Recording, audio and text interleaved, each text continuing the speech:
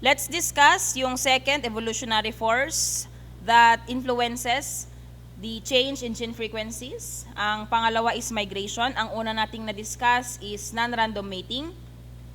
Pag sinabi nating migration, movement lang siya ng hayop from one generation to the next. From one population to the next. Meaning, from one farm to another farm or from one herd to another herd. Kahit within the community nyo lang siya, kahit within the barangay, basta bumili ka ng hayop from another farm, that's already called migration.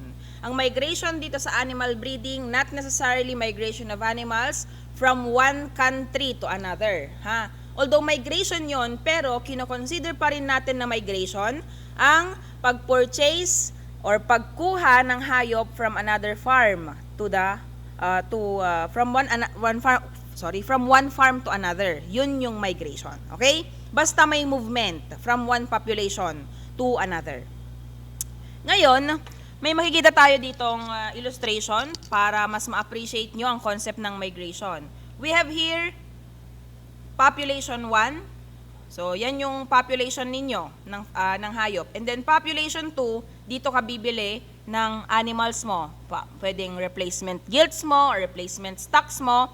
And then, meron kayong makikita na allele frequency dito. Ito yung, since gene A, ang example dito, this is called your recessive allele or recessive A frequency.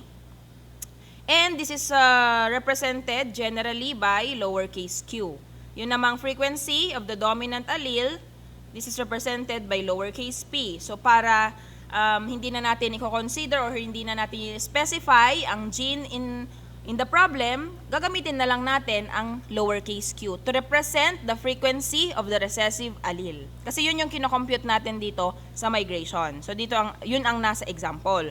So, ibig sabihin nito, yung Q1 ngayon, the Q1 represents the recessive allele frequency of population 1.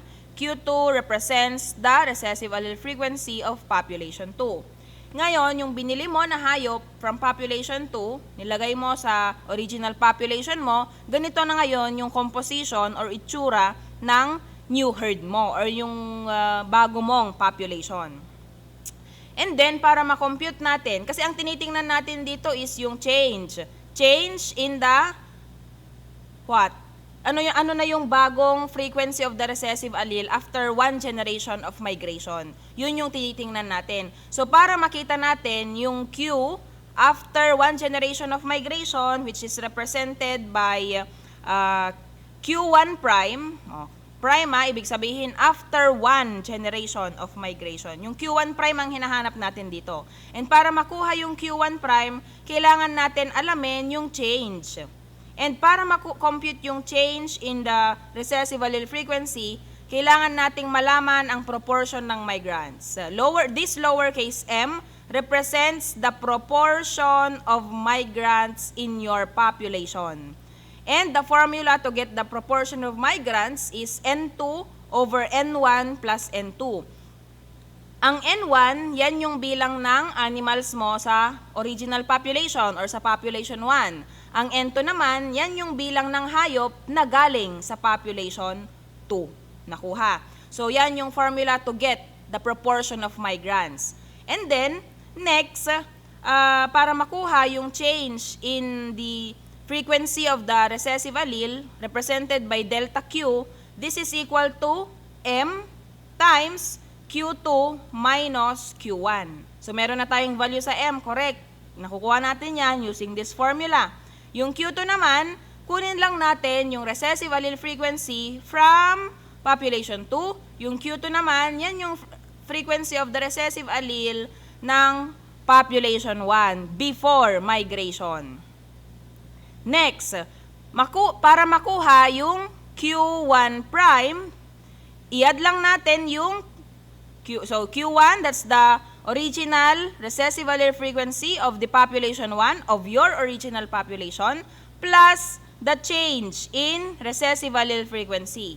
Yan yung formula para makuha yung bagong frequency of the recessive allele after one generation of migration. Ulitin ko, Q1 prime equals Q1 plus change or delta Q. Yung delta Q, ang formula niyan, itong sinulat ko kanina, or this one. This is your delta Q. So, yan na yung bagong frequency of the recessive allele after one generation of migration.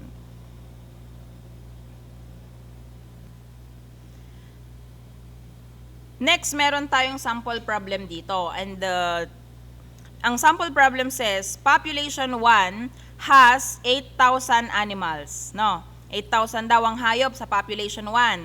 Tapos, ang gene frequency, particularly of the recessive allele, is 0.2. Suppose, 2,000 animals from population 2 with gene frequency 0.6 emigrated to population 1. Ibig sabihin, yung 2,000 animals daw from population 2, pinunta mo or dinala mo, pinurchase mo, papunta doon sa original population mo containing 8,000 animals.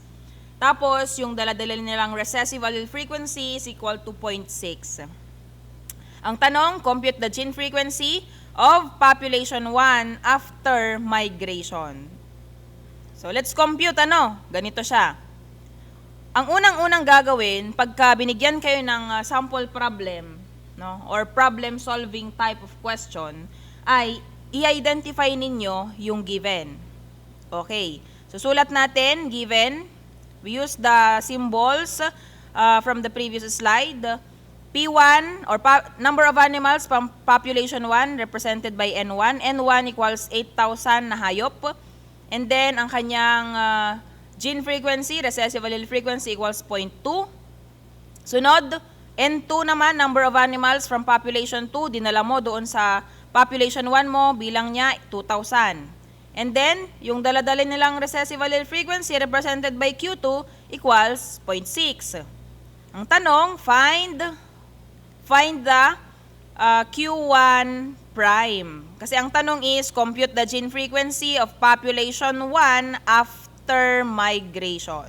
So, para makompute yan, sulat natin ang formula, Q1 prime equals Q1, the original recessive allele frequency of the population 1 plus the change in Q, or change in the allele frequency.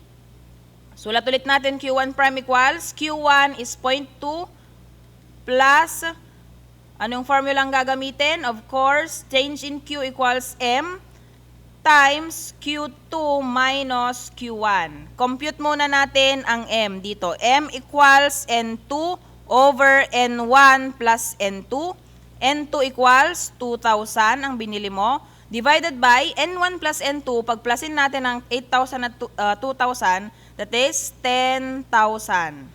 So, 2,000 divided by 10,000, that is equal to 2 over 10. So, 2 over 10 equals 0.2. 0.2 ang value ng M. We now substitute again the value. 0.2 plus 0.2. Saan galing ang 0.2 ulit? Sa value ng M na na-compute natin, or the proportion of migrants. And then, get the difference of Q2 and Q1. Saan ang Q2? 0.6 minus 0.2. That is equivalent to 0.4. Equals 0.2 plus 0.2 times 0.4 equals 0.08. So, ang value ngayon ng Q1 prime equals 0.28. So, yan ngayon yung na-compute nating gene frequency. That is the final answer. Sulat ko dito, Q1 prime equals 0.28. This is the recessive allele frequency of population 1 after migration. So, I hope nakuha ninyo yung tamang sagot. So, I hope pareho tayo ng sagot rather.